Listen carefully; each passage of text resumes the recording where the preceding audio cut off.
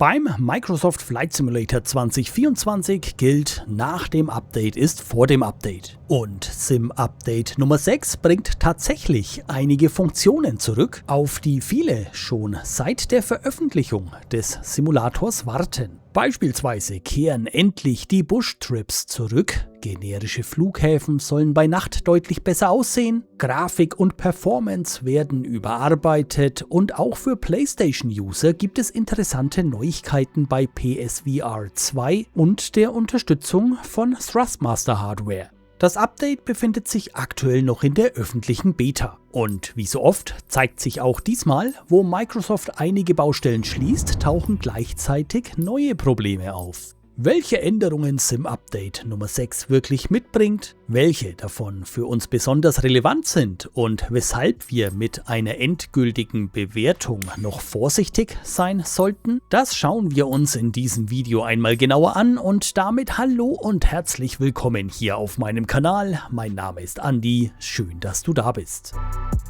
Bevor wir nun in die einzelnen Änderungen einsteigen, zunächst die wichtigste Einordnung. Sim-Update Nummer 6 wurde noch nicht offiziell ausgerollt. Die öffentliche Testphase begann am 6. Juli 2026 und zwischenzeitlich erschien bereits der ein oder andere aktualisierte Beta-Bild. Testen lässt sich das Update derzeit auf dem PC, Xbox und auf PlayStation, also auf allen verfügbaren Plattformen. Wie ihr an der Beta teilnehmen könnt, erfahrt ihr über den Link, den ich euch in die Videobeschreibung gepackt habe. Auch wichtig, und ich erwähne das immer wieder sehr gerne an dieser Stelle, eine Beta ist kein vollwertiger Titel. Immer wieder beobachte ich, dass User diese Tatsache ganz offensichtlich missverstehen. Eine Beta-Phase ist dazu da, um die Entwickler durch eigenes Feedback dabei zu unterstützen, die Software bestmöglichst auf die Integration in die Vollversion vorzubereiten. Wer sich dessen nicht bewusst ist oder sich beim Umgang damit schwer tut, der sollte von der Teilnahme an einer Beta absehen. Freut euch in diesem Fall dann lieber auf den Zeitpunkt, an dem Sim-Update Nummer 6 offiziell released. Und apropos, einen festen Termin für die finale Veröffentlichung gibt es zum Zeitpunkt der Veröffentlichung dieses Videos noch nicht. Das bedeutet natürlich auch, dass sich einzelne Inhalte, Fehler oder Funktionen bis zum endgültigen Release noch verändern können. Alles, worüber wir in diesem Video sprechen, bezieht sich deshalb auf den aktuellen Stand der Beta und nicht auf die fertige Version von Sim-Update Nummer 6. Die vermutlich größte und sichtbarste Neuerung ist die Rückkehr der Bush-Trips. Die geführten Entdeckungsreisen gehörten bereits im Microsoft Flight Simulator 2020 zu den beliebtesten Aktivitäten. Man fliegt dabei in mehreren Etappen durch landschaftlich besonders interessante Regionen, bekommt eine vorbereitete Route und kann die Umgebung in einem etwas entspannteren Rahmen erkunden. Im 2024er haben diese Touren bisher jedoch vollständig gefehlt. Mit Sim-Update 6 kehren diese nun endlich zurück. Seit der zweiten Beta-Version können bereits mehrere Bush-Trips über das Aktivitätenmenü gestartet werden. Dabei handelt es sich zum großen Teil um Touren, die aus dem 2020er übernommen wurden. Noch sind allerdings nicht alle früheren Reisen verfügbar. Microsoft möchte während der laufenden Beta-Phase weitere Bush-Trips ergänzen. Die Rückkehr ist grundsätzlich eine sehr gute Nachricht. Gerade für Einsteiger, Gelegenheitspiloten und User, die den Simulator nicht ausschließlich für komplexe Linienflüge nutzen, bieten die Bush-Trips eine schöne Möglichkeit, neue Regionen zu entdecken. Ganz rund läuft das System in der aktuellen Beta aber noch nicht. User berichten beispielsweise davon, dass einzelne Abschnitte nicht korrekt abgeschlossen werden, dass sich Touren nach einer Landung nicht fortsetzen lassen oder dass Flugzeuge beim Start des nächsten Abschnitts mit ausgeschalteten Systemen erscheinen. Auch die Position des Flugplans soll beim Fortsetzen einzelner Touren teilweise nicht korrekt übernommen werden. Die Bush-Trips sind also wieder da, befinden sich aber ganz offensichtlich noch in Arbeit. Für die Beta ist das zunächst nicht ungewöhnlich. Entscheidend wird sein, ob Microsoft diese Probleme vor der finalen Veröffentlichung zuverlässig beheben kann. Der zweite große Bereich betrifft Grafik, Darstellung und Performance. Auf dem PC erweitert Sim-Update Nummer 6 die Unterstützung aktueller Upscaling- und Frame-Generation-Technologien. Dazu gehören unter anderem Verbesserungen bei DLSS sowie die Unterstützung neuerer FSR-Versionen von AMD. Auch Dynamic Frame Generation wird weiter integriert. Dadurch kann die Anzahl der künstlich erzeugten Zwischenbilder dynamisch angepasst werden. Auf dem Papier klingt das natürlich zunächst nach mehr Leistung und einer flüssigeren Darstellung. In der Praxis hängt der tatsächliche Vorteil jedoch stark von der verwendeten Grafikkarte, der Auflösung, den gewählten Grafikeinstellungen und der vorhandenen Ausgangsbildrate ab. Frame Generation kann eine Darstellung sichtbar flüssiger wirken lassen, ersetzt aber keine ausreichend hohe echte Bildrate. Besonders im Cockpit muss außerdem darauf geachtet werden, dass Instrumente, Displays und schnelle Kamerabewegungen sauber dargestellt werden. Microsoft hat zudem an Texture- und LOD-Wechseln innerhalb des Cockpits gearbeitet. Das soll wiederum verhindern, dass Texturen oder einzelne Details beim Bewegen der Kamera sichtbar nachladen oder ihre Qualitätsstufe wechseln. Gleichzeitig ist ausgerechnet die allgemeine Level-of-Detail-Darstellung aktuell einer der größten Kritikpunkte der Beta. Mehrere User berichten von verschwommeneren Landschaften, stärker sichtbaren LOD-Wechseln und einer teilweise reduzierten Sichtweite. Besonders interessant sind Meldungen, nach denen sich die Qualität nach längeren Flügen verschlechtern soll. Teilweise ist dabei von Flügen über mehrere Stunden die Rede, bei denen Terrain und entfernte Objekte zunehmend unschärfer dargestellt werden. Microsoft hat dazu bereits eine eigene Umfrage innerhalb der Beta gestartet. Und das zeigt zumindest, dass die Rückmeldungen ernst genommen und derzeit untersucht werden. Ob es sich dabei um ein allgemeines Problem, eine bestimmte Plattform, einzelne Einstellungen oder eine Kombination aus Speicherverwaltung, Streaming und Add-ons handelt, lässt sich momentan noch nicht abschließend sagen. Genau deshalb sollte man bei pauschalen Aussagen wie SIM-Update Nummer 6 verbessert die Grafik aktuell vorsichtig sein. Einige technische Änderungen gehen eindeutig in diese Richtung. Gleichzeitig zeigen erste Erfahrungen der Tester, dass das Ergebnis momentan noch nicht auf jedem System besser aussieht. Eine deutlich sichtbarere Neuerung betrifft die Beleuchtung generischer Flughäfen. Viele automatisch erzeugten Airports wirken im Microsoft Flight Simulator 2024 bei Nacht bisher sehr dunkel. Besonders auf Vorfeldern und an Parkpositionen fehlen häufig ausreichende Lichtquellen. SIM-Update 6 fügt deshalb an vielen generischen Flughäfen neue Lichtmasten hinzu.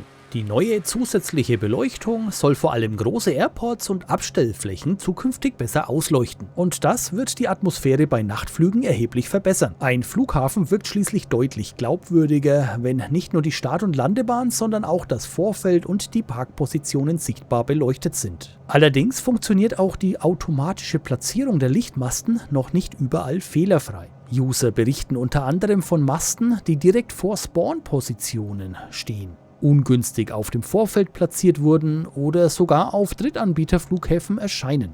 Die Idee dahinter ist richtig und längst überfällig. Microsoft muss aber sicherstellen, dass das System Add-on-Szenerien zuverlässig erkennt und nicht nachträglich mit automatisch erzeugten Objekten überschreibt.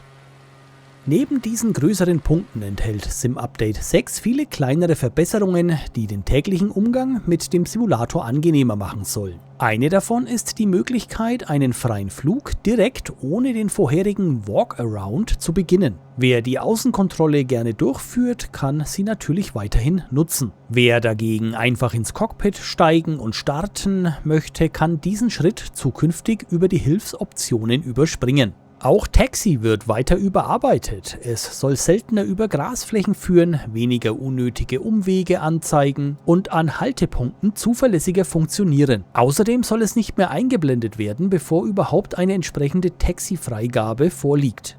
An der Weltkarte wurden ebenfalls mehrere Fehler korrigiert. Dazu gehören Probleme mit verschwundenen Städtenamen, nicht auffindbaren Orten und fehlerhaften Wetterinformationen. Auch der Rolling Cache erhält eine kleine, aber sinnvolle Korrektur. Beim Verschieben des Speichers soll die alte Cache-Datei zukünftig zuverlässig entfernt werden, damit nicht unnötig Speicherplatz belegt bleibt. Im Karrieremodus handelt es sich eher um viele kleinere Verbesserungen als um eine vollständige Überarbeitung. Neu ist hier unter anderem eine bessere Standortanzeige in der Flottenübersicht. Informationen zu Abflug- und Landebahnen sollen leichter erreichbar sein und die Kosten übersprungener Missionsabschnitte werden deutlicher dargestellt. Interessant ist außerdem eine neue Warnung bei erkannten WASM- oder Flugzeugproblemen. Bisher konnte es vorkommen, dass eine Mission aufgrund eines technischen Problems mit einem Flugzeug oder Add-on fehlschlug, ohne dass der User genau erkennen konnte, was eigentlich passiert war. Zukünftig soll der Simulator zumindest darauf hinweisen, wenn ein technischer Fehler erkannt wurde.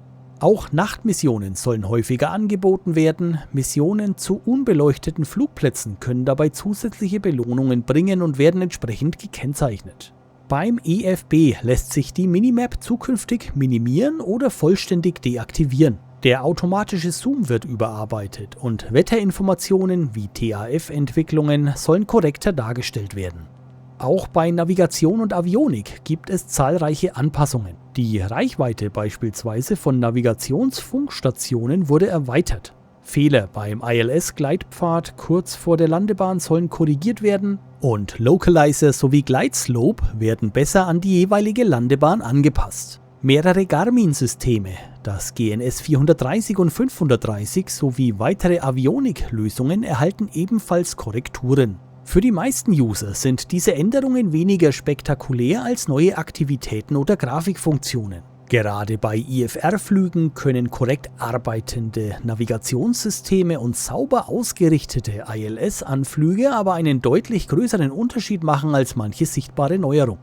Interessant ist SimUpdate 6 auch für Nutzer der PlayStation. Microsoft integriert dort das Thrustmaster SDK stärker in den Simulator. Dadurch sollen verschiedene Thrustmaster-Geräte zuverlässiger erkannt und nicht mehr fälschlicherweise als T-Flight HOTAS 4 behandelt werden.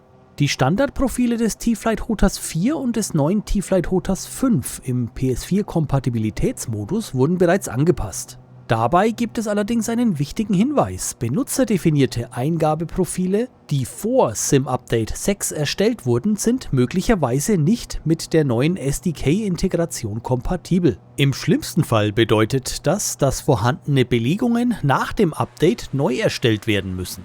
Gerade User, die viel Zeit in ein eigenes Steuerungsprofil investiert haben, sollten ihre Einstellungen deshalb dokumentieren oder zumindest Screenshots der wichtigsten Belegungen anfertigen. Auch PSVR 2 erhält mehrere Verbesserungen. Microsoft verspricht eine höhere Auflösung im Zentrum des Sichtfeldes, einen geringeren Speicherbedarf, eine bessere Performance und eine bessere Darstellung von Wolken und Schatten. Das klingt alles sehr vielversprechend, gleichzeitig melden Tester aktuell aber noch Probleme mit fehlenden Menüs, sichtbaren Wow-Weighted Rendering-Bereichen und teilweise schlechterer Performance. Auch hier gilt deshalb, die angekündigten Verbesserungen sind interessant, aber die Beta ist noch nicht stabil genug, um bereits ein endgültiges Urteil zu fällen. Microsoft erweitert außerdem zahlreiche technische Flugzeug- und Entwicklersysteme. Dazu gehören Verbesserungen an Elektrik, Hydraulik, Pneumatik, Turbinen und verschiedenen SDK-Werkzeugen. Für viele sind diese Änderungen nicht unmittelbar sichtbar. Für Add-on-Entwickler können sie langfristig aber wichtig sein, weil sich Flugzeugsysteme und Triebwerksverhalten damit detaillierter umsetzen lassen. Was bleibt also als Fazit? SimUpdate 6 ist kein riesiges Inhaltsupdate, das den Microsoft Flight Simulator 2024 komplett verändert. Es ist vielmehr ein breit aufgestelltes Reparatur-, Technik- und Komfort-Update. Und weißt du was, das ist auch gut so. Mit der Rückkehr der Bush-Trips kommt endlich eine beliebte Aktivität zurück, die seit der Veröffentlichung des Simulators gefehlt hat. Die neue Flughafenbeleuchtung wertet Nachtflüge deutlich auf und auch bei Grafik, Navigation, Karriere, VR und Hardware-Unterstützung gibt es viele sinnvolle Ansätze. Gleichzeitig zeigt die aktuelle Beta aber erneut, wie schwierig es offenbar ist, größere Änderungen am Simulator vorzunehmen, ohne an anderer Stelle neue Probleme zu verursachen. Bush-Trips funktionieren bisher noch nicht zuverlässig, die Level-of-Detail-Darstellung wird kontrovers diskutiert und auch bei VR- und Eingabegeräten gibt es noch offene Baustellen. SimUpdate 6 geht also in vielen Bereichen in die richtige Richtung. Ob daraus am Ende auch ein wirklich gutes und stabiles Update wird, hängt davon ab, wie konsequent Microsoft die Rückmeldungen aus der laufenden Beta verarbeitet. Bis zur finalen Veröffentlichung sollten wir deshalb weder in Euphorie verfallen, noch das Update vorschnell zu kritisch sehen. Wie ist deine Meinung dazu? Welche Änderung aus SimUpdate 6 ist für dich am wichtigsten? Freust du dich auf die Rückkehr der Buschtrips? Hoffst du auf eine bessere Grafik und Performance? Oder wartest du vor allem auf weitere Fehlerbehebungen? Nimmst du an der SimUpdate 6 Beta teil und wenn ja, auf welcher Plattform und wie sind deine Erfahrungen? Lasst uns im Kommentarbereich hier unter diesem Video gerne in den Erfahrungsaustausch gehen. Wenn dir dieses Video gefallen und weitergeholfen hat, dann unterstütze diesen Kanal bitte mit einem Daumen nach oben. Abonniere und aktiviere die Glocke, um keines der kommenden Videos auf Andiana TV zu verpassen. Ich bedanke mich ganz herzlich fürs Zuschauen, wünsche einen guten Flug und bin raus.